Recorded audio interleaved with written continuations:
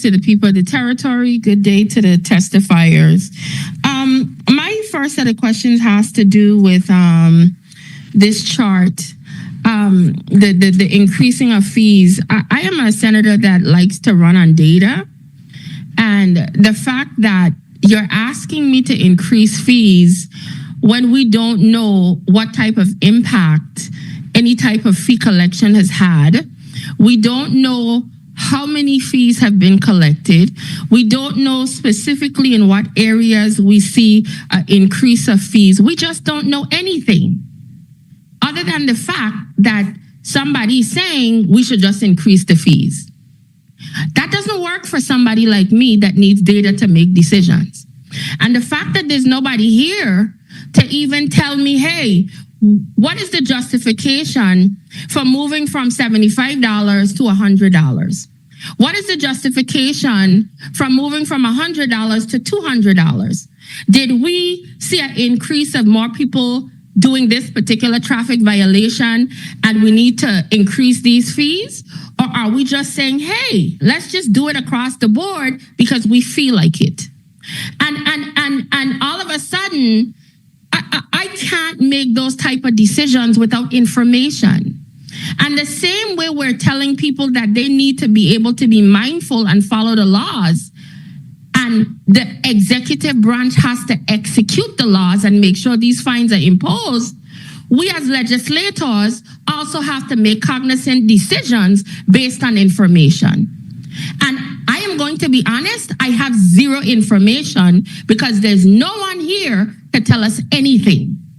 So I am sorry, as much as I understand what this piece of legislation is trying to do, I cannot be an irresponsible senator and just vote willy-nilly to increase fines without no data, without no testimony, without no knowledge, without no information, without nothing. When was can somebody tell me when was the last time any of these fees were adjusted? Does anyone here know? Okay, I'm going to take that as a no.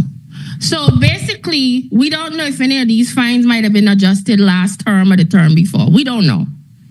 And nobody is telling me. Alrighty. Miss McIntosh, as it relates to the vehicles, I understand what you're saying in regards to, and even my colleague in regards to potentially aligning the insurance with the car registration. I'll give you an example. I was in a situation one time where my car was in the mechanic for 2 months. 1 minute. By the time the vehicle got out to go get it registered, my insurance was off now by 2 months. So, and it stayed that way. You understand what I'm saying? So I understand where the aligning might need to take place. So I don't disagree with that. And if you're going to bring that, I support it because sometimes that's a better thing. But I'm very leery of us making decisions without any information to back it up. And I do understand where, you know, I'm a little disappointed nobody's here because we're coming down to the last of this legislature. And we're going to see a lot of things rolling out in this last session that's potentially going to get rushed through. But I can't do it without data and information. I can't do it. So I appreciate that we want to update the laws. I appreciate we might want to update the fines. But I have to be it has to be justified for me in order to do. And I don't know if we have to tackle this next term. If somebody's going to be able to come in and testify and give us this pertinent data. And has anybody even been collecting this data so I could say how many people got fines for violation A? How many people got fines for violation B? I don't even know if they collect the data.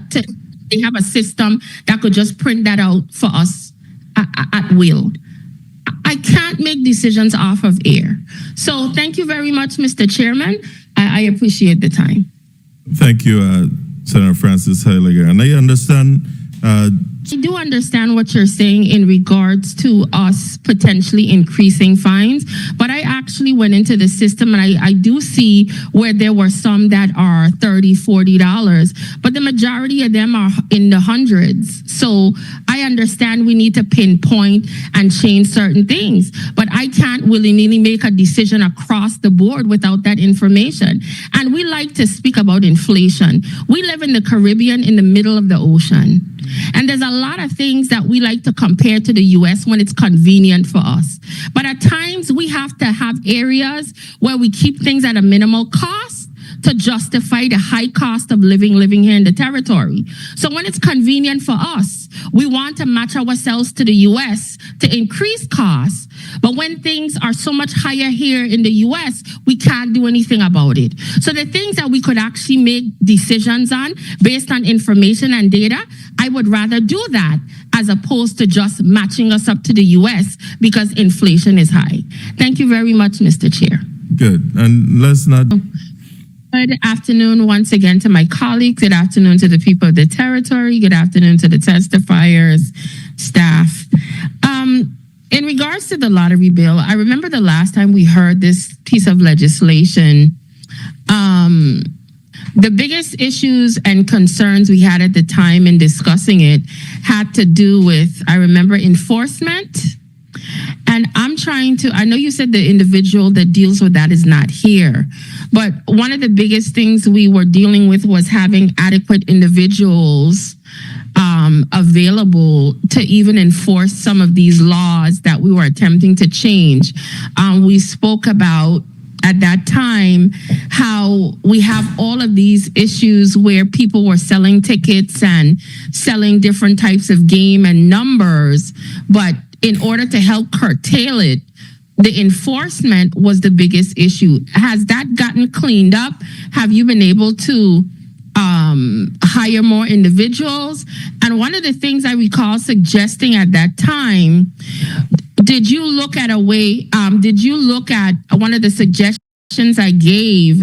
I think this was over a year ago, where do you think the legislature could have given a little bit more authority to issue specific types of fines and stuff directly from lottery, as opposed to having to always take things to court versus things being done instantaneously, almost like if an enforcement officer sees something happening immediately, they could have had the right to issue a ticket that could have been processed right away. Because I remember from the conversation before, you were talking about having to do investigations, go through a process, then you guys would turn it over, and then either, if I recall correctly, either the AG's office or someone said, depending on how the law was, they would just let the people off. That was the major issue I remember the last time we discussed this. Has any of that been cleaned up, and where are we with that? Thank you, Senator. So relative to the number of personnel, we did in our budget increase the number of officers. We have right now, if I'm not mistaken, Ms. Proctor, we have a vacancy for our chief and also for one additional officer on St. Thomas. That's correct. Okay, and then relative to two different things you spoke about, issuing a ticket, for example, our officers can issue tickets currently.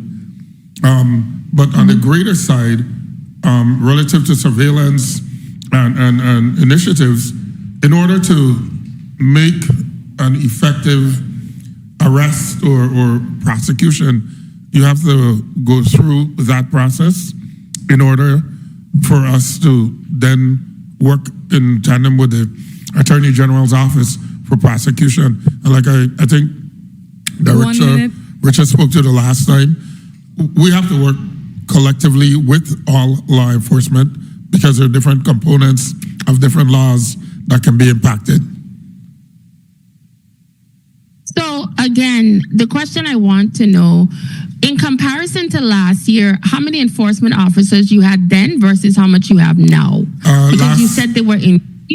Could you tell me those numbers? Last time we were here, I think we had like 1-on-1 in each district, and we had the director position, and we have 2 officers in each district. Like I said before, we have the vacancy. You're from 2 to 4 now. Yeah, You're from 2 to 4. We have 4, yes. Okay, that's what I meant. And capacity for 2 more. Based on those improved numbers, you went from 2 enforcement officers to 4.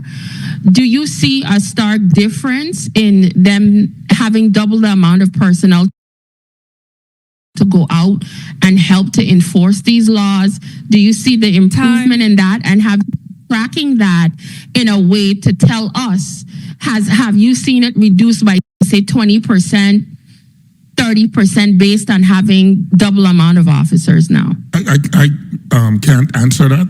My director would be the better person to answer that. But again, as I've testified before, until we can enhance a lot of our enforcement amendments, it makes it almost difficult to sustain an arrest or sustain some type of prosecution. And that is, I heard the time. Could I just make my last statement? And if I recall correctly, that is where a lot of the conversation ended up after we were going through this piece of legislation on the enforcement side, and that's why I focused on it. And we had a lot of discussion where I remember it was discussed that the bill potentially would have been amended to include a lot more dealing with helping lottery clean up some of the enforcement aspect of it, because we could keep creating these laws, but if the enforcement aspect does not help them to do their job, it's almost a moot situation. So I do support what is happening here, but like he said, and we had discussed a year ago, we need to focus a lot more on cleaning up the enhancement and enhancing the enforcement side of it so they could execute these laws we keep creating. Thank you so much, Mr. Chair.